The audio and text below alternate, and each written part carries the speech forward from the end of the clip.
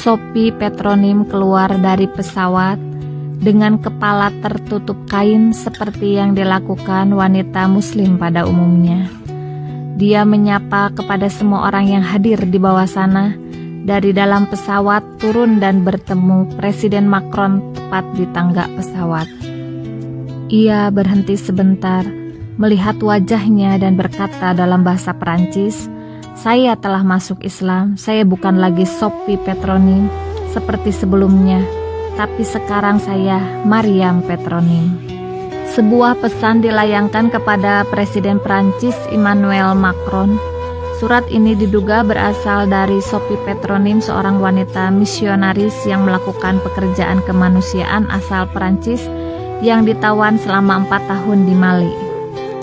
Surat ini disampaikan dalam bahasa Arab dan Prancis seperti dikutip dari situs La Nation pada Rabu 4 November 2020. Isi suratnya sebagai berikut. Tuan Macron, damai bagi mereka yang mengikuti petunjuk dan sebagai berikut. Saya menerima bahwa Anda heran bagaimana Sophie Petronim, seorang wanita Prancis ras kulit putih murni, Kristen Katolik, telah masuk Islam setelah 75 tahun menjadi Kristen dan selama 4 tahun penahanan di antara umat Islam. Izinkan saya menyederhanakan segalanya untuk Anda, Tuan Macron. Ya, saya adalah seorang tawanan muslim, tetapi mereka tidak pernah menyentuh saya dengan buruk dan perlakuan mereka terhadap saya adalah penghargaan dan penghormatan. Mereka biasa menawari saya makanan dan minuman, dan mereka menghormati privasi saya. Tidak ada yang pernah melecehkan saya secara verbal atau fisik, dan mereka tidak menghina agama saya, Yesus ataupun Bunda Maria. Mereka tidak seperti Anda yang melakukan kepada Nabi Muhammad SAW.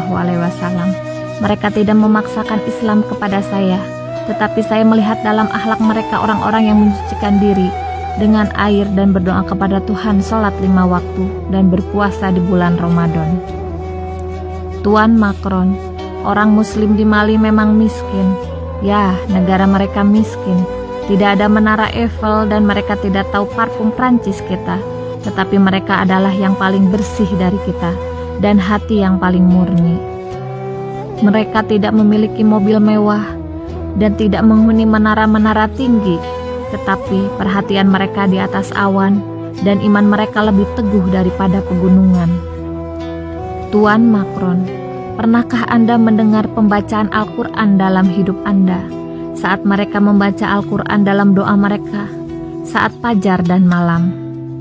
Betapa indahnya bacaan, bahkan jika Anda tidak mengerti apa yang mereka lantunkan, tubuh Anda akan bergetar mendengarkan mereka melantunkan firman Tuhan karena mereka menghafalnya dengan hati.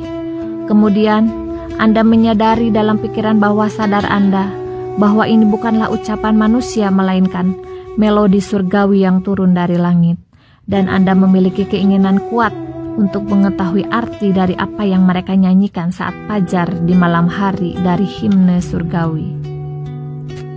Tuan Macron, sudahkah Anda membuat satu sujud dalam hidup Anda untuk Tuhan dan membuat dahi Anda menyentuh tanah dan berbisik kepada Tuhan Anda tentang kekhawatiran Anda dan berterima kasih kepadanya atas berkat-Nya seperti yang mereka lakukan?